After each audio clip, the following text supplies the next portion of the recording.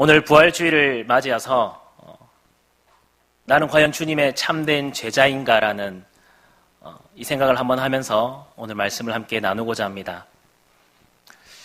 바다 한가운데 두 종류의 배가 있습니다. 한 배는 크루즈라고 하는 배입니다. 혹시 타보신 분 계십니까? 한 3박 4일 정도 이렇게 타는데 한 600~700만 원이 든답니다. 3박 4일을 배를 타고 부산에도 이제 국제 크루즈 터미널이 있어서 탈 수 있는데 홍콩까지 가는데 여러 나라를 거쳐서 가면 3박 4일 타는데 600~700만 원, 한 일주일 타는데 한 1000만 원 정도의 경비가 든다고 합니다. 저도 그 배를 타보지는 못했습니다. 그런데 타면은 최고급의 서비스를 받는다고 합니다. 자는 것도 무료고요. 거기서 먹고 자고 지내고 하는 모든 것이 무료입니다. 거의 돌아다니는 백화점이라고 불리기도 하고요.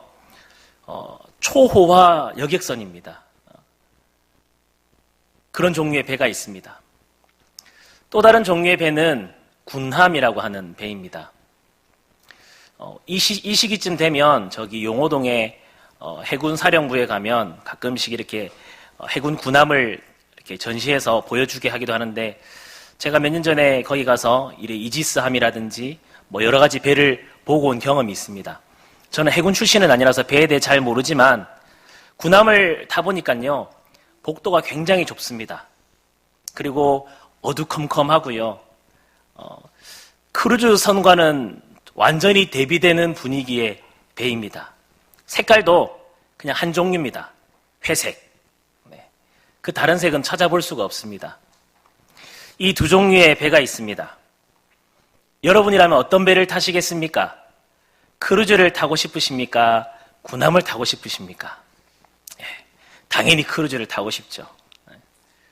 크루즈는요, 많은 사람들이 즐기기 위해서 타는 배입니다. 유익을 위해서 타는 배입니다. 그래서 수백, 수천 명의 사람이 타지만 그 사람들을 위해서 서비스를 하는 사람은 한 수십 명, 수백 명 정도가 되겠죠. 그런데 군함은 이 크루즈선과는 완전히 다릅니다. 거기에 타 있는 모든 사람들은요, 각자의 사명이 있습니다.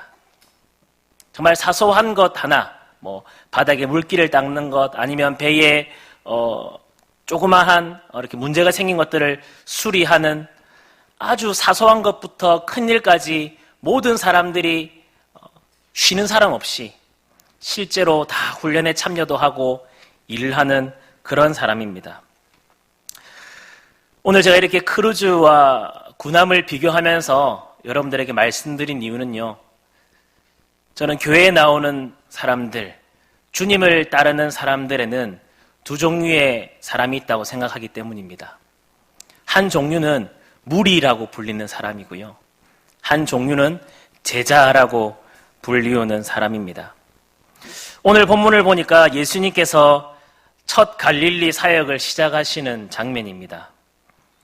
예수님께서 갈릴리에 두루 다니시면서 하신 사역들이 무엇입니까? 오늘 읽었던 말씀 중에 4장 23절을 다시 한번 다 같이 읽어보겠습니다. 시작.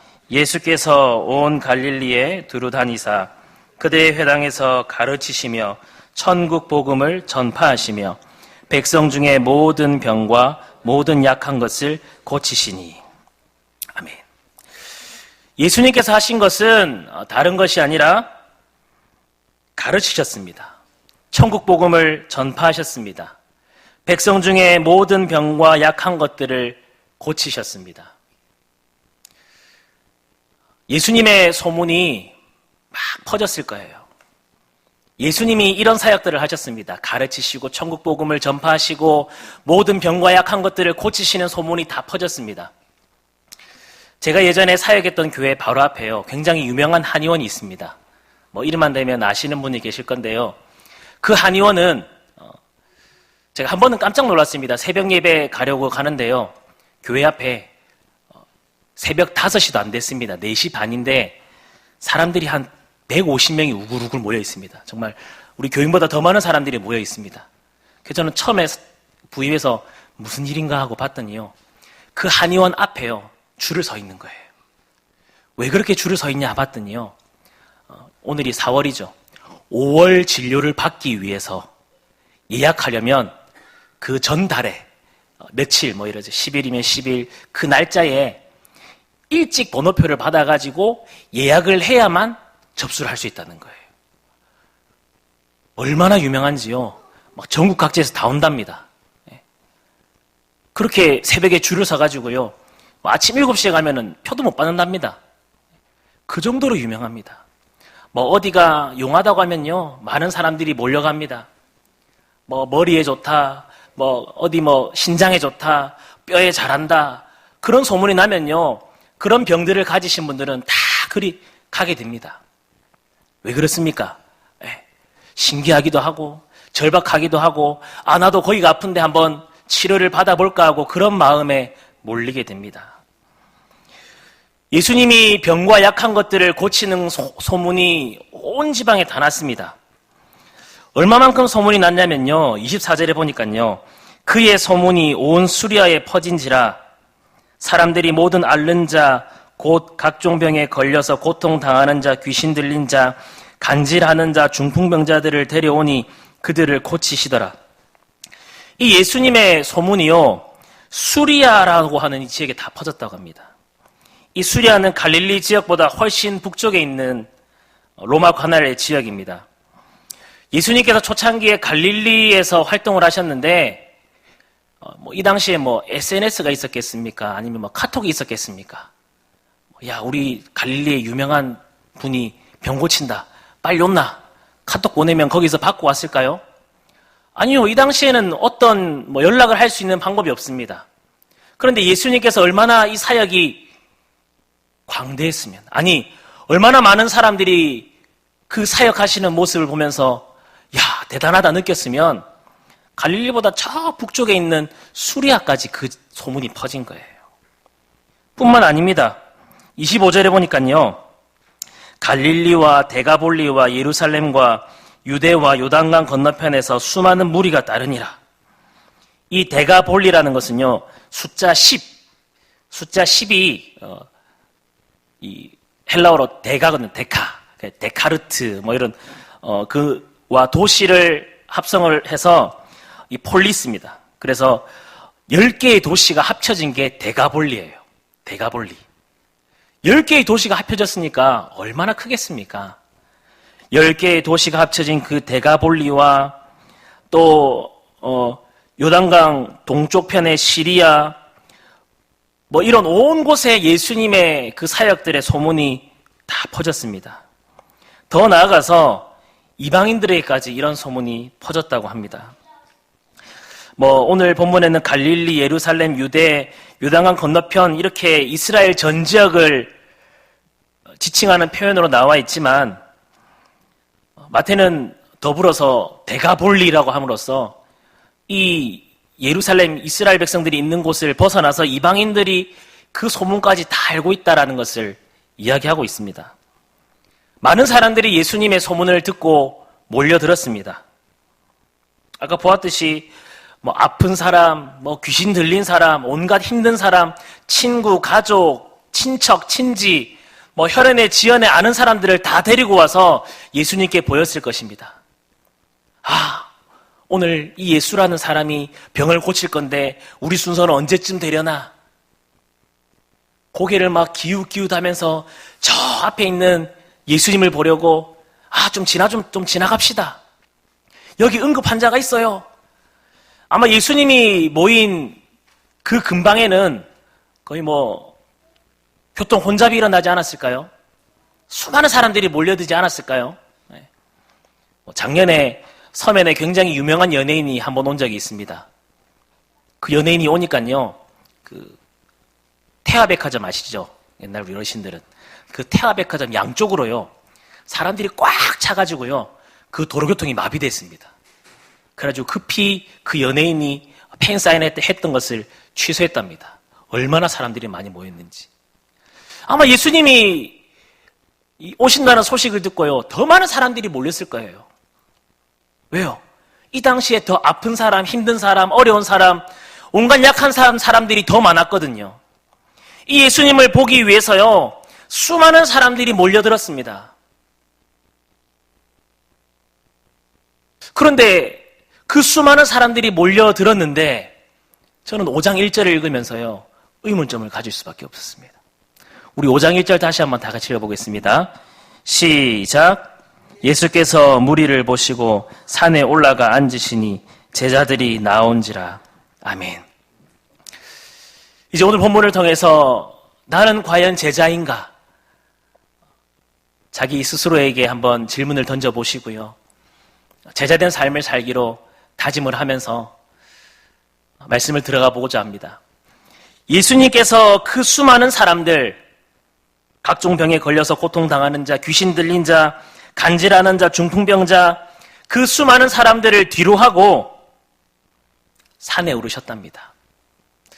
이 산이라고 하는 것은 백두산, 한라산 같이 이런 굉장히 험한 그런 산이 아니고요. 정확히 지명이 나와 있지 않아서 어느 산인지는 모릅니다만 아마 갈릴리에 있는 그 지역에 있는 이렇게 좀 오름 같은, 동산 같은 그런 곳에 예수님이 올라가셨다는 것을 알 수가 있습니다. 그런데 그 예수님이 나아가시는 것을 보고 제자들이 나온지라 라고 되어 있습니다. 12제자를 지칭해서 제자라고 표현한 것이 아니라요, 예수님의 말씀을 듣기 위해서 나온 사람들을 제자라고 지칭하고 있습니다. 여기 보면요, 많은 무리들은 무엇 때문에 이 자리에 모였던 것일까요? 그러면 제자들은 왜 예수님 앞으로 나온 것일까요? 첫 번째로 제자는요, 대가를 지불하는 사람입니다. 대가를 지불하는 사람입니다. 말씀 듣기를 즐겨하고 예수님의 그 말씀을 듣기 위해서 앞으로 나아가는 대가를 지불하는 사람이 바로 제자라는 것입니다. 예수님의 제자가 되기 위해서는요, 치러야 될 대가가 너무 많습니다. 누가복음 14장에 이렇게 이야기하고 있습니다.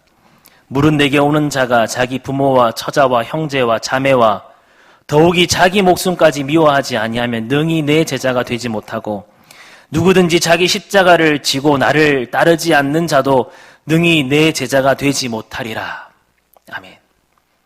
예수님의 제자가 되기 위해서는요, 굉장히 많은 것들을 이 시대에 포기해야 했습니다.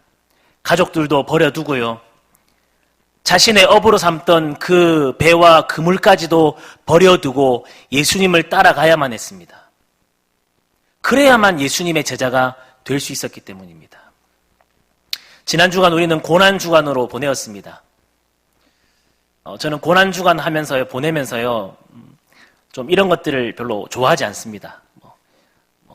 고난주간 금식, 예수님의 고난에 동참합시다. 과연 그 한 끼 굶는다고요, 예수님의 고난에 우리가 동참할 수 있을까요?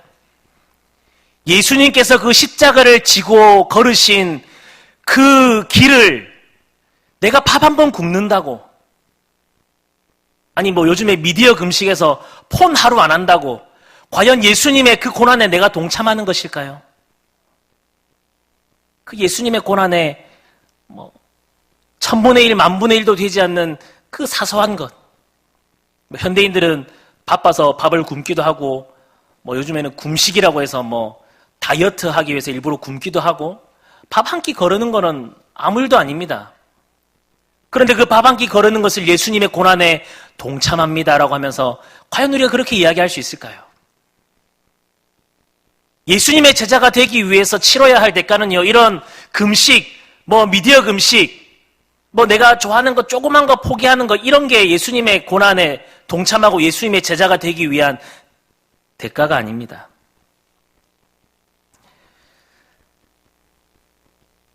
무리는 구경하기 위해서 모였습니다. 수많은 사람들이 모였습니다. 무엇을 보기 위해서요? 예수님이 병을 고치시고 귀신을 쫓아내시고, 어제 저 사람 귀신 들렸던 사람인데 오늘 얼마나 잘 고치나 한번 보자. 신기해서, 궁금해서, 아니면 내가 아파서 몰려든 사람들이 무리입니다. 그런데 그 무리를 보고 예수님께서 산에 오르시니까 그 예수님 앞으로 나온 사람들이 있었습니다. 누구였습니까? 제자들이었습니다. 제자들은요, 예수님께서 병 고치고 악한 것을 고치시고 쫓아내시고 이것보다 더 중요한 것은 말씀 듣기 위한 바로 그 시간을 할애하는 그 대가였습니다. 하나님 말씀을 듣기 위해 시간을 내어옵니다. 또 그 말씀을 들은 것을 삶으로 살아냅니다. 그런 대가가 있어야 됩니다. 이것이 바로 제자와 무리의 차이입니다. 무리들, 이 다수는 어떤 사람입니까?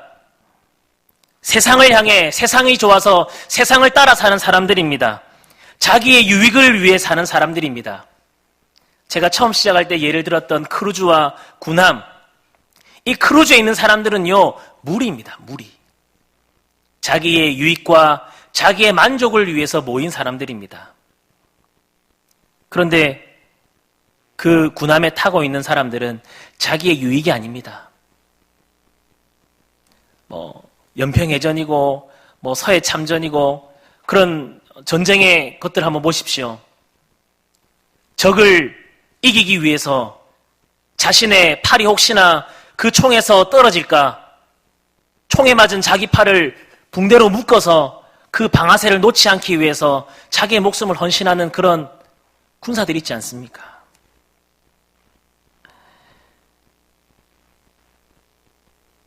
오늘 이 시대도요, 하나님 말씀을 듣기 위해서 가기는 합니다만 우리가 하나님 말씀을 제대로 알아야 됩니다.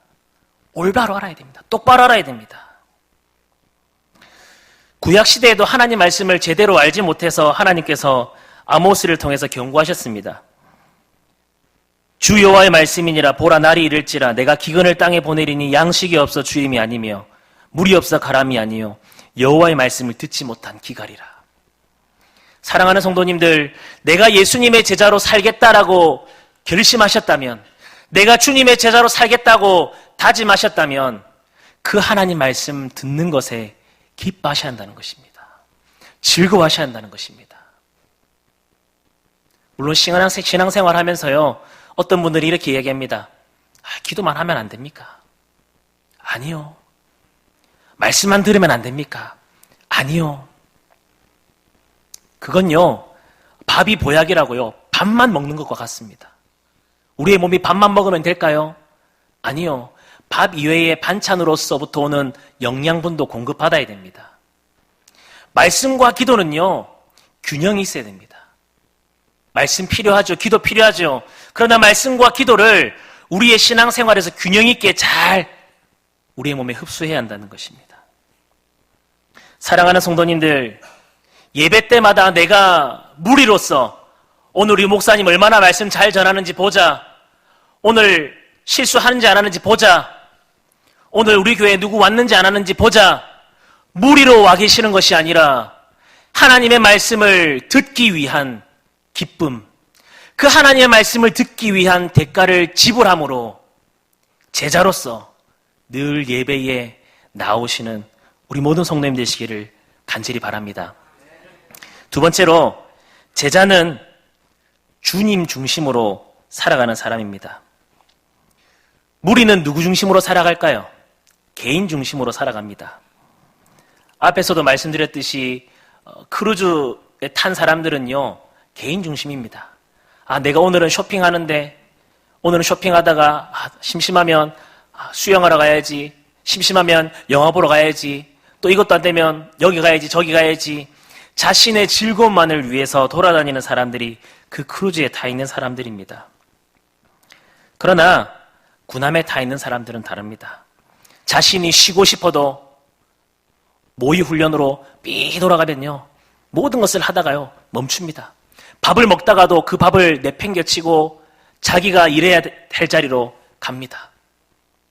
실전 상황이면 더 빨리 움직이기 위해서 수많은 훈련을 하는 것이 바로 군인입니다. 제자는 자신의 유익을 위해서 사는 것이 아닙니다. 디모데후서 2장 4절에 보면 병사로 복무하는 자는 자기 생활에 얽매이는 자가 하나도 없나니 이는 병사로 모집한 자를 기쁘게 하려 함이라. 제자는 자기를 부른 그 사람을 기쁘게 하기 위해서 살아가는 사람입니다. 자기 생활에 얽매이는 사람이 아닙니다. 자기를 모집한 사람을 위해 살아가야 한다는 것입니다. 빌립보서 3장 7절 8절에 보면요. 그러나 무엇이든지 내게 유익하던 것을 내가 그리스도를 위하여 다 해로 여길 뿐더러 또한 모든 것을 해로 여기면 내 주 그리스도 예수를 아는 지식이 가장 고상하기 때문이라. 내가 그를 위하여 모든 것을 잃어버리고 배설물로 여김은 그리스도를 얻고 라고 되어 있습니다. 사도 바울이요, 자기에게 유익이던 모든 것들을 뭐로 여긴다고 합니까? 배설물로 여긴답니다. 배설물. 우리 수요 예배 때도 목사님 말씀하셨지만요, 사도 바울은요 로마 시민권자입니다. 가말리엘 문화에서 공부했던 사람입니다. 굉장한 사람입니다. 오늘날로 치면요, 우리나라에 있는 석학 중에 석학, 지식인, 거기에다가 언어도 굉장히 능통하고, 오늘날로 치면 미국 시민권자. 아마 모든 것을 가진 사람이 바로 이 사도 바울이었습니다. 그런데 그 사도 바울은 자신에게 있는 모든 것들을 해로 여기고 배설물로 여긴다고 합니다. 누구 때문에요? 그리스도 때문에. 그리스도를 위하여 다 해로 여긴답니다. 왜 그리스도를 위하여 다 해로 여길까요? 예수님 따르는데 그것들은요 필요가 없거든요. 쓸모가 없거든요. 자꾸 우리가 예수님 따라가는데요, 교회 안에서 나의 사회적인 지위를 드러냅니다.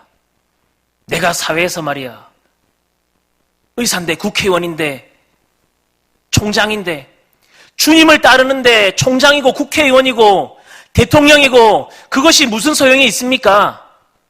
주님을 따르는데요, 우리의 사회적 지위는요 그냥 다 해로 여겨질 것들 뿐입니다. 주님을 따르는데요, 나의 개인, 나의 유익을 위해서 따르는 것이 아니기 때문에 그런 것들은 다 쓸모없습니다. 이 바울의 고백이 저와 여러분의 평생의 삶의 고백이 되기를 간절히 바랍니다. 무리에서 제자로 삶이 바뀌었습니다.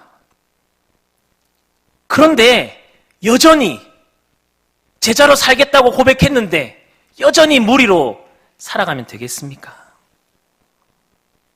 제자가 되었다면 제자로서 삶을 살아가야 한다는 것입니다. 제자로서의 모습이 삶을 통해서 나타나야 한다는 것입니다. 그러면 왜 우리는 제자가 되어야 할까요? 첫 번째로 제자가 되면요, 능력이 나타납니다. 능력이. 제가 능력이라고 하니까는, 오늘 나갈 때 내가 누구를 아픈 사람 향해서 외치면 다 고쳐지겠지. 그런 능력 아닙니다.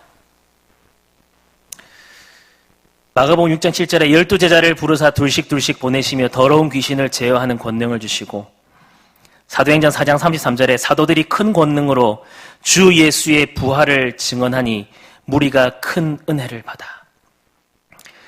권능, 능력이라고 하는 것은 헬라어로 듀나미스입니다. 듀나미스. 이 듀나미스라는 단어는요, 다이너마이트라고 하는 그 단어의 어원입니다. 다이너마이트가 뭡니까? 폭탄.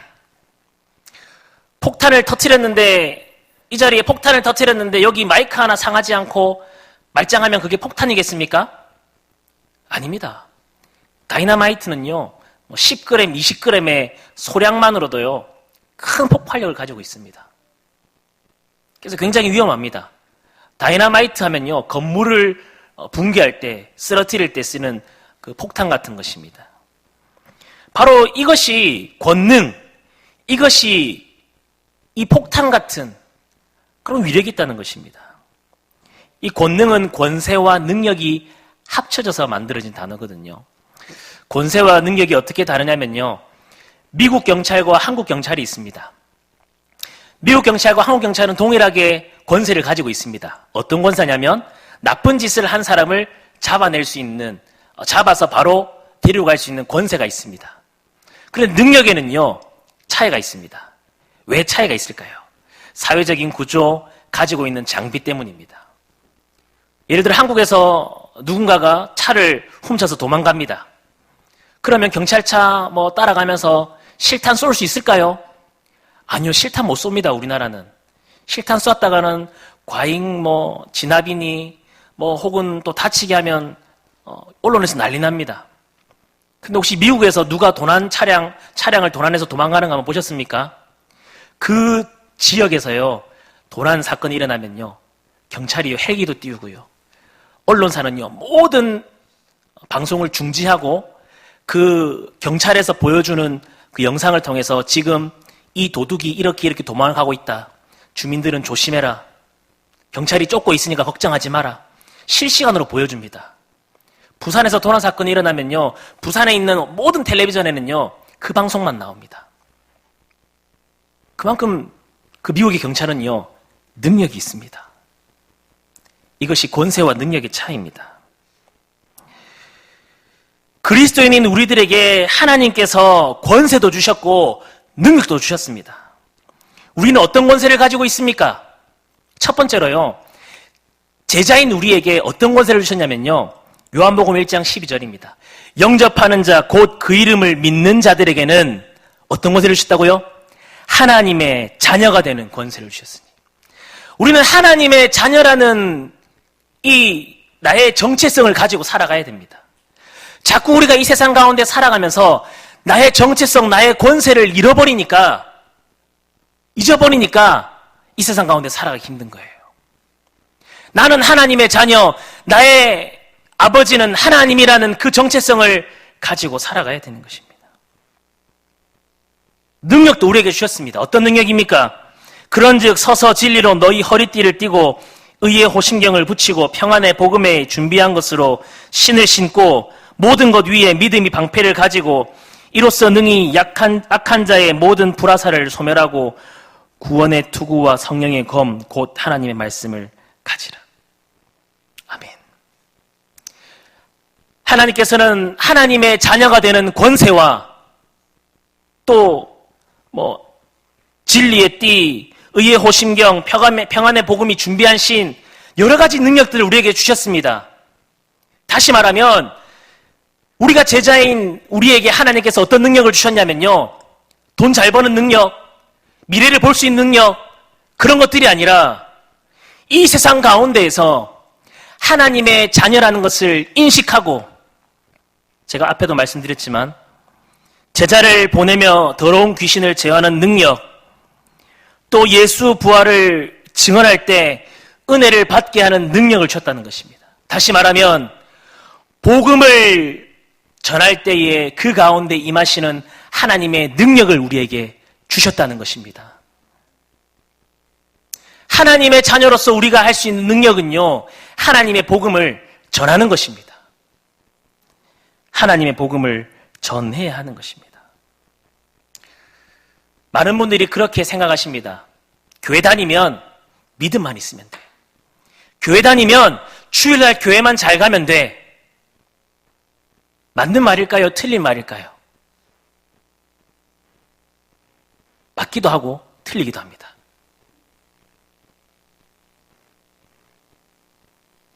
우리는 교회 열심히 나와야 됩니다. 하나님의 자녀로서 신앙생활 열심히 해야 됩니다. 그러나 믿기만 하면 되는 것이 아니라 우리의 삶 가운데에서 하나님의 자녀로서 올바른 삶을 드러내야 한다는 것입니다. 하나님의 자녀인데 그 삶이 엉망이 되어 보십시오. 지난 수요일에도 목사님 설교하시면서 말씀하셨습니다. 교회 다닌다고 하는데 집사라고, 장로라고, 내 회사 사람들, 내 주변의 지인들이 다 아는데 밖에 나가기만 하면 싸우고, 옆집 사람하고 틈만 나면 시기 질투하고, 그 집 앞에 쓰레기 버리고, 그 집 사람 짜증나게 하고 화나게 하고, 과연 그게 진정한 그리스도인의 모습일까요? 아니라는 거죠.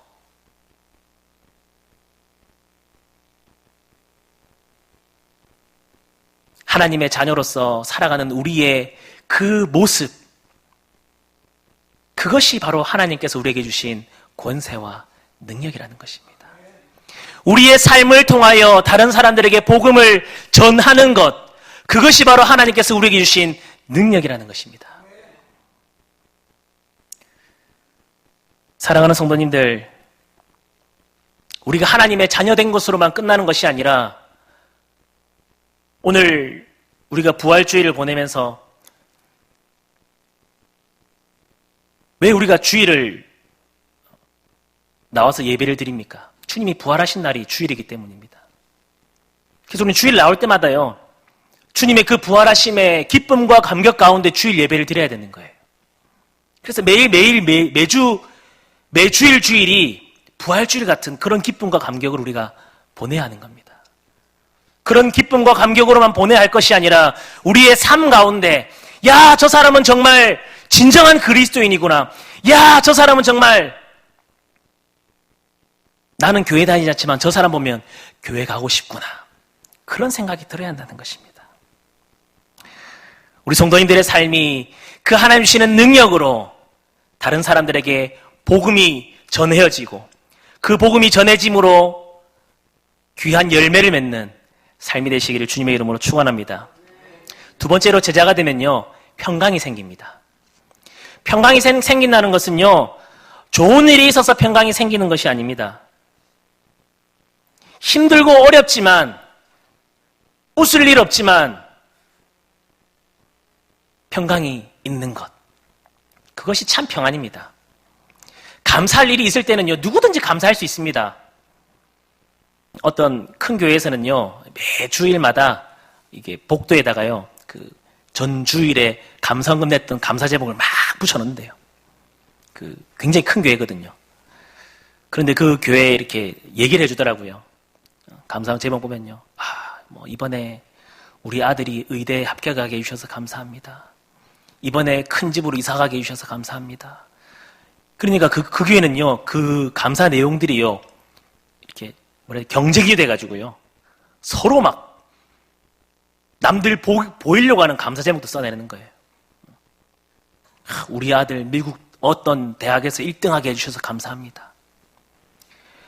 과연 물론 우리의 삶에 감사가 있어야 되죠. 그런데 그런 감사 제목 중에서요, 그분이 그렇게 얘기하더라고요. 나는 이 집사님 감사 내용 고백 보고 정말 그 많은 수많은 감사 제목 중에서 이분의 감사 제목이 제일 진심으로 와닿았다고. 우리 아들 대학 떨어지게 하심에 감사드립니다. 대학 떨어졌는데 감사가 나올까요? 아니, 설령 우리 아들이 승진 시험 쳤는데 승진 안 됐어요. 승진 시험 쳤지만 안 되었음에도 감사합니다. 고백할 수 있겠습니까? 진정한 그리스도인은 상황과 환경 때문에 감사하고 상황과 환경 때문에 평안한 것이 아니라 주님 그 한 분 때문에 감사하고 주님 그 한 분 때문에 비록 내 상황이 힘들고 어려울지라도 우리의 마음이 늘 평안해야 한다는 것입니다. 찬송가 413장에 내 평생에 가는 길이라는 찬양이 있습니다. 내 평생에 가는 길 순탄하며 이런 찬양이 있습니다. 아시죠? 이 곡을 지은 분은요, 스파포드라는 교수입니다. 이 교수는 시카고 대화재 사건 때 자신의 모든 집, 재산 다 잃었습니다. 그런 아픔들을 겪으면서 가족들과 함께 여행을 떠나려고 하는데요, 자기의 아내와 자녀들을 먼저 유럽으로 가는 배에 태워서 보내었습니다. 자신은 남아서 그 대화재 사건 때 불탔던 무디 교회의 화재 사건을 좀 이렇게 처리하고 가려고 남아 있었습니다. 그런데 자신의 가족이 탔던 배가 가는 도중에 바다 한가운데에서 영국 배와 충돌해서 자신의 가족을 다 그 자리에서 죽었습니다. 그 스파포드 교수가 이제 그 사고를 또 수습하기 위해서 그 배를 타고 그 사고 지점으로 향해서 가면서 그 사고 지점에 다다랐을 때 그 교수가 썼던 곡이 바로 그 찬양입니다. 내 영혼 평안해, 내 영혼 내 영혼 평안해. 자신의 모든 재산, 모든 가족, 자신이 가진 모든 것들을 잃어버렸음에도 불구하고 나는 평안합니다. 비록 그 상황이 인간적으로 너무나 슬프고 힘들지라도 나는 평안합니다. 라고 고백합니다. 왜 그렇습니까? 주님 때문입니다. 모든 일이 잘 될 때는 어느 누구나 다 감사하고 평안하다고 고백할 수 있습니다. 그거는 교회 다니지 않는 세상 사람들도 다 똑같습니다. 그런데 그 평안은요, 말로만 할 수 있는 평안이 아닙니다. 말로만 하는 평안으로는 평안할 수가 없습니다. 사랑하는 성도님들, 내 상황과 환경이 힘들고 어렵습니까? 남들보다 더 어렵고 고단하고 슬프고 어려운 삶들을 살아가십니까? 그러나 그 상황과 환경 가운데 내가 그 상황과 환경을 바라보며 감사하다, 평안하다 고백하는 성도님들이 아니라 나의 모든 삶들을 주관하시는 하나님을 바라보시고 감사하고 평안하다고 고백하시는 성도님들이 되시기를 간절히 바랍니다. 바로 제자된 우리에게 주님께서 주시는 마음이라는 것입니다. 우리의 마음에 그 평강을 하나님께서 주실 줄 믿습니다. 이제 말씀을 맺도록 하겠습니다.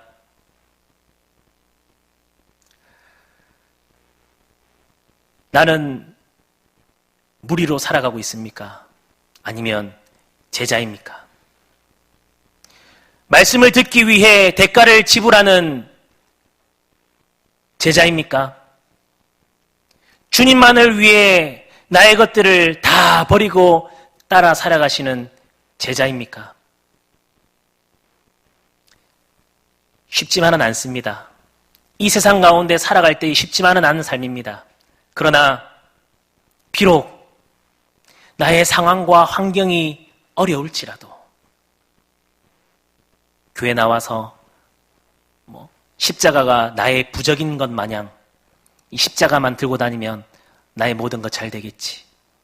그러한 마음으로 무리의 심정으로 교회 나오시는 성도님이 아니라 하나님의 말씀에 감격하여 나를 위해 죽으시고 이 부활하신 그 주님 때문에 나는 평안하다 고백하고 감사하다 고백하며 살아가시는 주님의 참된 제자로 이 땅 가운데 승리하며 살아가시는 모든 성도님들 되시기를 주님의 이름으로 축원합니다.